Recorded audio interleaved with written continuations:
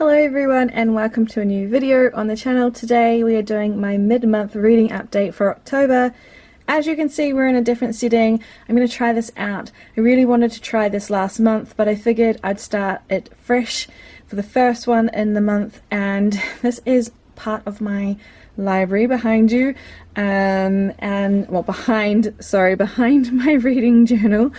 And I just thought this would be a refreshing outlook, since a lot of my videos are cast down to the glare of my desk, which isn't always ideal when filming. I do want to have maybe some more designated areas to film so it doesn't make it monotonous, but it is something that I have to explore, and that does come with pros and cons. For those people who just watch videos, there's a lot more that goes behind the scenes of making these. You have to be really aware of how lighting is going to affect things.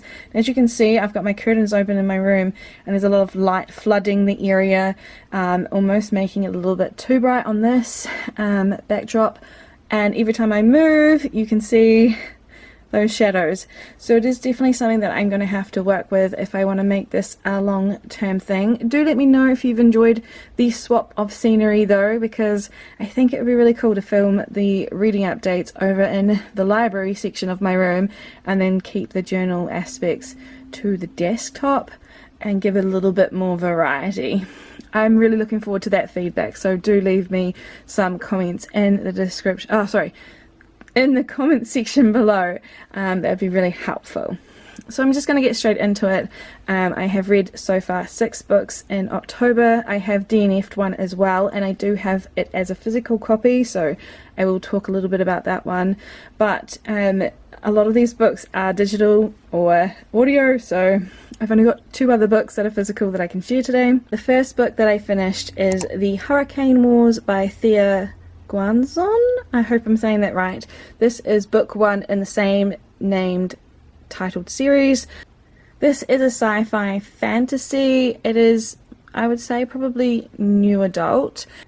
And this book follows 2 characters. You get the dual point of view, which I did enjoy. And this is between Alaric, who is the son of the Emperor of the Night Empire, and Taliesin, who is or was an orphan on the 𝓤𝓲𝓕 𝓕𝓲𝓷𝓭. I think that's what the plane was called, and has actually found out some home truths about herself, that she is not just an orphan. There is a whole lot more to her storyline.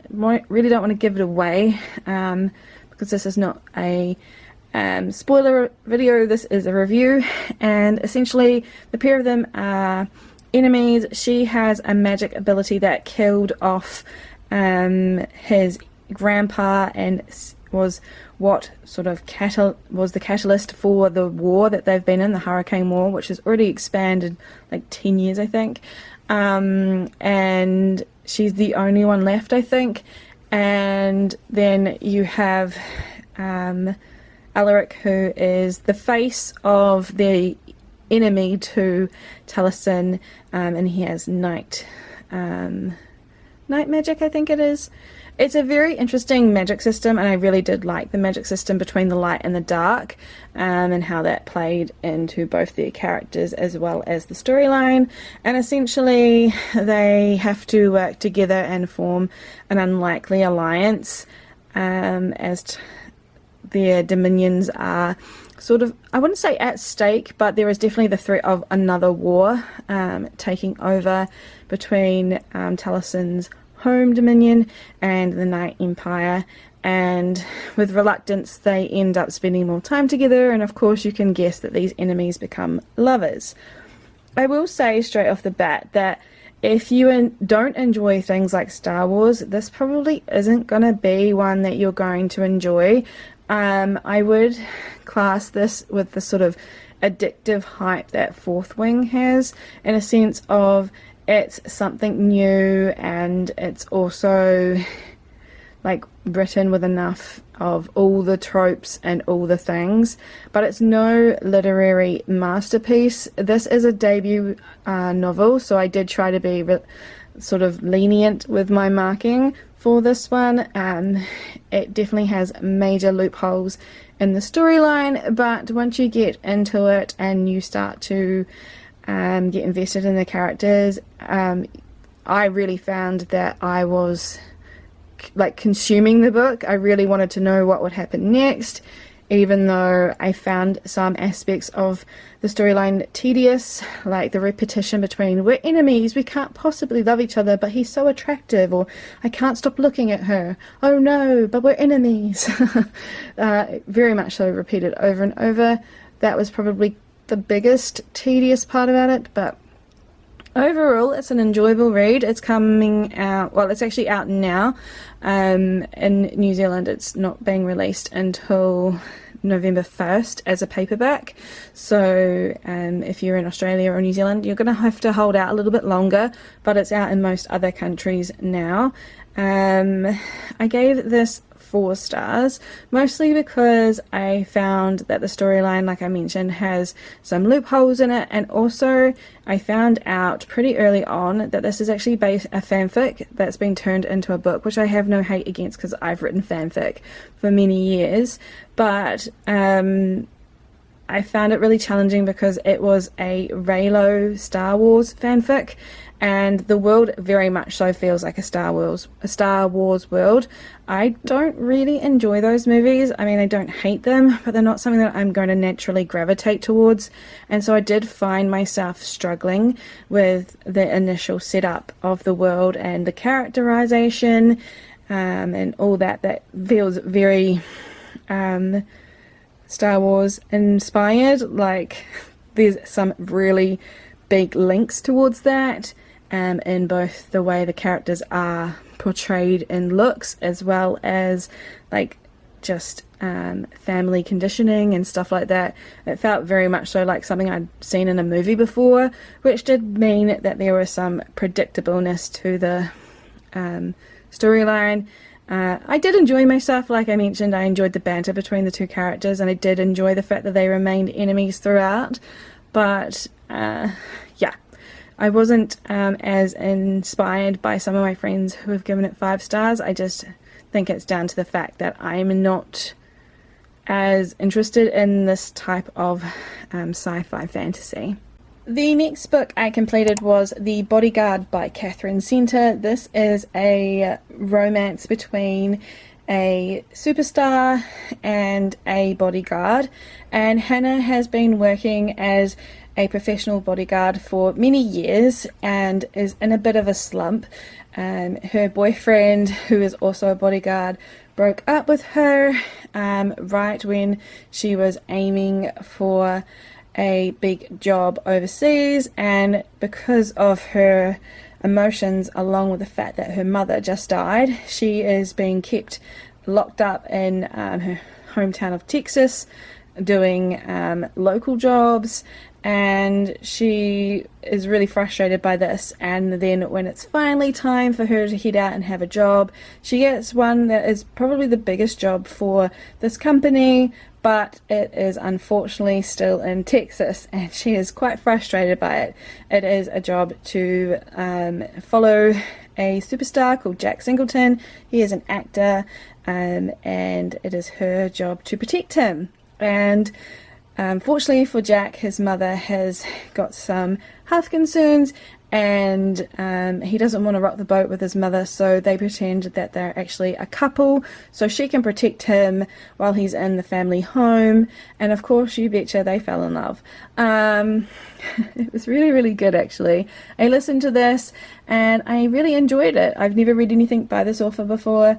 It was just a really nice, heartwarming romance. There was some tedium around some of the storyline, especially towards the end. I thought it went a little bit weird, which is why I gave it 4 stars, but overall really enjoyed it. The romance is very believable between Jack and Hannah, and I like that both of them help the other out through their own struggles, and there's a lot of hilarity, but there's also a lot of emotional moments in it, and I found this really enjoyable. I listened to it while I was doing some artwork, and it was a really good time, so I highly recommend this one. The first book actually on the stand, let me just bring this up a little bit, there we go, is Bloodmarked by Tracy Deonn. This is book 2 in the Legion-Born Cycle series, and this follows on where we left off in Legion-Born, which was that Bree, our main character, finds out something very incredible about herself, that she has the ability to wield several types of magic, and she's also been how to put it, in this world the descendants of Arthur and the Knights of the Round Table are passed down through generations through blood, through blood is the right way of putting it. And in her case, she has become someone quite incredible and powerful, and being a person of colour, this has not come with like sunshines and happiness. Unfortunately, there is a lot of racism and a lot of obstacles for Bree to face with this revelation, but also just the fact that she has these new powers and a newfound power within a group of people who she wasn't even meant to be around has definitely caused some drama and some scary fallout. And in book 1, she was with the Arthur descendant Nick, and or Arthur prophesized descendant Nick, and he has gone missing. His family has taken him, and she's very determined to find him. And alongside a couple of her very good friends, and also Sal, who is the Merlin, and my absolute favourite character in this world, they are on the run to try and protect Bree, but also in the hopes that they can find a way through to protect Nick as well. I found this storyline very different from book 1, so I understood the themes that the author was trying to portray here, and I also think that a lot of it was fantastic still, especially around race and class and all the historical elements that she poured into Bree's characterization, and also the fact that this is set in the South with a very white dominant crowd. I found it very fascinating and well played. I really appreciated and admired the work there. However, I found that the storyline really creates a lot of inconsistency towards Bree's character, and whilst in book 1 I enjoyed her despite the fact that she's 16, and a lot of the happenings felt more mature than her age, in this one I found myself disliking Bree quite a lot, and her actions and the way that she treats her friends and the way that she is sort of getting a little bit power hungry, and in some ways that was intentionally done, but in other ways I felt like the story lost its flow, and I'm a little bit disappointed in that. It is a very big book as well. It's over 550 pages long, and I did find myself at points just losing complete interest and then struggling to get through it. Thankfully I didn't read it as a physical book, but rather I listened to it. This is just my way of having a trophy on my shelf, but unfortunately, yeah, I didn't really enjoy this one as much. I do like Sal a lot, and I am glad for some things that happened in this, and then in other ways I thought it was underutilized. I'm definitely going to read book 3 when it comes out, because I am intrigued to know what will happen next, but I have lost some interest, and so that is why I gave this book 4 stars. The next book I completed is The Scarlet Alchemist by Kylie Lee Baker. This is an e-arc that I was gifted by NetGalley and read very recently. So this follows a young girl called, I think it's Zelan, and she is very good with alchemy. She has the ability to resurrect, and she's very good at working with alchemy to help her and her cousins through many situations. She lives in a poor district or poor part of a small portion of a city, well, a town or something. I was a little bit confused. I know that she was not at the big city in the beginning. I think it was just like a smaller city or like a larger township, and they are struggling to make ends meet, and the goal is for the three cousins to go to the main city after sitting their exams and hopefully get jobs there so they can afford more money and help their uncle and aunt out, because her cousins and that have taken her in when her mother died. 𝓤𝓲 is not a pure-blooded Chinese, and I feel awful saying that, but that was a theme around this. She was born to a Chinese mother and a foreign father. I think he was Irish, and because of this she faces a lot of judgment and bullying and abuse from other people in this storyline, especially as she gets towards being in the city. And even though she's very talented, because of her bloodline she is deemed tainted, and they don't want her to be able to covet such a magical and high esteemed role in the city. This story for me was not one that I would pick up again.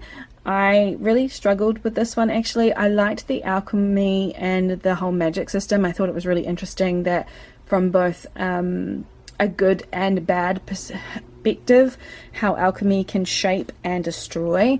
And I did like how this magic system continued to challenge both the main characters as well as the people around them a lot. However, I didn't find myself invested enough at all. I found the main character to be missing in the mark for me. Whilst I could acknowledge that this author had written a fantastic world with a good focus on historical aspects in the Chinese dynasty and also like historical timeline, I really struggled with this one. I didn't enjoy myself, and I gave it 3 stars because I knew that I was not the right reader for this. So yeah, I really don't want to say too much bad about it because it is very well written, but it just wasn't for me. There's a lot more gore and like injury and death and all that involved than what I was perhaps expecting, which, looking back on it now, I feel a little bit foolish because it is a book about the Scarlet Alchemist who can resurrect people. So, you know, it probably was poor picking by me. The next book I read was The Unmaking of June Farrow by Adrienne Young, and this is so far my favourite book of the month. I gave this 5 stars. It was absolutely fantastic. I read it as an e-arc. I got it last minute from the publisher, and so I've just recently finished it a couple of days ago. And the way I consumed this, like I had appointments that I had to go to on the main day that I read this, and I just took my Kindle everywhere, and in waiting rooms and in the car. Everywhere I went, that Kindle was with me in my hand. If I was not having to focus on something, I was reading. That's how invested I was in this story, and I'm not normally like that. Like, I can get invested and then put the book down and go and do things and then come back. But this one, I just gave up on everything for the entire day. So this follows June, and she is a Farrow woman, and the curse line of their family is that all Farrow women essentially go mad, and she has watched her gran go down this path for many years with hallucinations and delusions as such. And unfortunately the book opens with her gran dying, and she hasn't told anyone yet, but she has started to see visions and things that aren't there, much like the rest of the family do at the start of their journey with this curse. And she's quite worried because she doesn't want to end up going crazy, but also she is determined to be the last Farrow woman that has been afflicted by this. So she's very much so avoiding love and any real long-term connection to someone. She's also avoiding the idea of having a family and all of that. And what actually happens is that June faces what is called the Red Door, and all the Farrow women see it. She hasn't really understood it because there is a mystery around her mother, When she was a young child, she was found in an alley, and her mother was nowhere to be seen and had gone missing from their small town Jasper. And so they assumed that her mother had dropped her there and then just had gone. And for a long time, June has always wondered about what her mother's done, and to find the answer, she ends up going through the red door and ends up traveling back in time, because she's in 2023 at the present time, and travels back in time to 1951. And essentially this book is like a rope. It's explained that way, where the woman of this family line can go through more than one timeline, but as they start to, their rope starts to fray and their timelines start to blur together, and then they can only go through the door 3 times. I thought the fantasy aspect of this was a little bit underutilized. I would have liked a little bit more explanation about how it worked, but for the most part it's really well explained enough that you can understand what is going on. And essentially June is stuck in 1951 waiting for the red door to come back, and what she has been envisioning is actually parts of her life that she'd spent there. And unlike everyone else in the family, she has come back to a timeline where she shouldn't have returned to, and has changed things up. And the way that this is written to express that is so fantastic. I read Spells for Forgetting by this author late last year, and I did not enjoy it as much as I hoped to, so I was a bit hesitant about this one, but this one is so good. The way that the intricate layers of this world are built is well done, and I really enjoyed the fact that June, who had shut herself off from everything, she had a best friend, and she lived with her grandmother and her grandmother's best friend, Birdie. That was her world, and she kept it that way intentionally, and then she finds that she has this entire other life in 1951.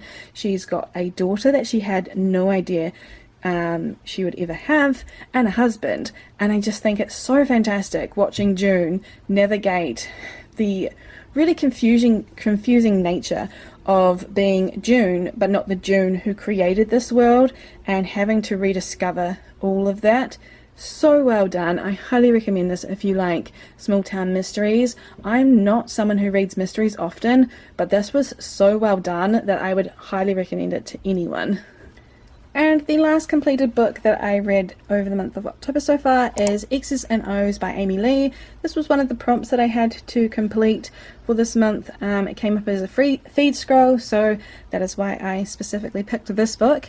And this is the second book in the Influencer series. I really enjoyed Set on You when I read it last year. It was one of my favourite romances of the year, and I had high hopes for this one. This follows Tara. She is the main female character from book 1's sister, and in book 1 she was suffering from her wedding being called off and her fiance leaving her. And in this we discover that Tara is a year on from that and is struggling to find her feet in a world where she still wants to love. She has a lot of love to give, but people find her challenging to love and have around. She's very much someone who puts her foot in and delivers everything in that first moment, like she's all in or nothing. And whilst that's endearing in some ways, it's also scared a lot of people off in one way or another. And she's determined to find love, and she thinks that she'll find that by revisiting all her exes. And so she has this chart where she's written down all the exes that she has previously had, and she's going through them one by one to try and find who she could possibly find love with again, because she's really into second chance romance. She is a booktuber. She's very much so into all the tropes, all the romance that she can get her hands on, and unfortunately I found this one to be a bit of a mess. I did not like Tara at all. I did not connect with her at all. I found her just too much. And I respect what the author was trying to achieve with this character, but I just did not grasp her enough to enjoy this. Trevor, who is the main male character, is her roommate, and he helps her with trying to find these exes, all the while when you can tell there's something brewing behind them. Obviously they're in a forced proximity, being roommates, and they get to know each other, and there's a lot of emotional struggles for both these two, and they open up to each other that way. So of course it was going to be that these two start to have feelings for each other, but I just found that this didn't hit the mark for me. It's by no means a horrible romance. I did end up giving it 3.5 stars. I did sit there going between 3 and 3.5 for a little while, but I based it up against some other books that I've read this month that I have or haven't enjoyed, and yeah, gave it 3.5 stars. And I wouldn't say that this is anything awful. You'll get the payoff of a romance, you'll get the build up of feelings and everything like that, and it's well enough, it's written well enough, but it just wasn't for me, and it felt like I had built the expectation up really high after Set on You because it was so fantastic. And I think also for me, Set on You was something that I could really relate to because the main character is a plus-sized woman, and I am too, so I think that's where I was able to relate a lot more to the first book's story. I did find that the characters that we met in the book one, when they were side characters in this, I didn't actually enjoy them. I really loved Crystal in book one, and I just could not get behind her in this one at all, so I'm not sure why. I just didn't feel this one, but I didn't. And I also followed this up right behind the Unmaking of June Farrow, and light and day, that is just like complete differences, and I was really hooked on that first book before this one, and then coming into this where it's a little bit more jokey and over the top. Probably wasn't the right time to read it, but hey ho, this is the nature of reading. We read all the books in different orders and different ways, and also at times where perhaps they're not going to hit us as well, but it's still the rating that we feel at the time that we give them. So that's why I gave this one 3.5 stars. And just to quickly wrap this up, I did DNF this book. This is the 5th season by N.K. Jemisin. It is the first book in the Broken Earth series, and this is a dystopian fantasy. I DNF'd this on page 21, 22. I read the prologue and chapter 1, and getting to that was an endurance for me. I knew coming into this was not my typical type of read. This is very dystopian, very sci-fi, very different from what I would normally pick up, and I found myself very much so in a state of, one, the writing did not sit well with me. This is written in reader insert, so whilst the character has an identity, her name's Isan, she has had a child brutally murdered, she has gone through quite a few things already. It's written as it's you, so you had the child that died, and you did this, and you didn't do this, and that kind of thing. Works well for fanfic, and I don't think it works well for a published novel, but apparently this is this writer's style. Like, they have a very unique way of writing books, and that works for them, and that's great, but it wasn't for me. Also, I was quite triggered by a couple of little things in the book, one being an earthquake, and I live in an area that was completely destroyed by an earthquake, so of course that's going to be something I don't want to read about. Yeah, gave up very, very quick on this. This was the fantasy book club read for the month of October, and I think a lot of people actually gave up on this. I did also think it was a little bit pretentious in the way that it was written. I think this is very much so a book that was not for me. This is the type of fantasy books that I leave on the shelf in the bookstore because I know they're not written for me, if that makes sense.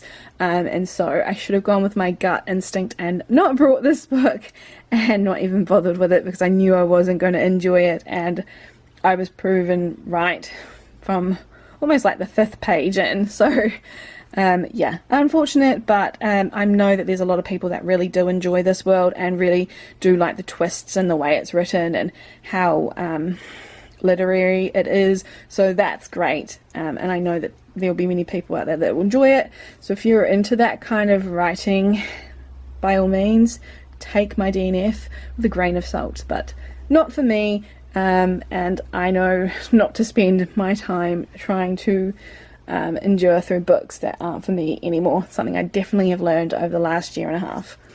So I just want to say thank you for watching this far in. If you've read any of these books, please let me know your thoughts below. I really like having that conversation where we can have different opinions and really discuss that. And until the next video, I hope that you have fun reading, and I'll see you in another video very soon. Bye everyone.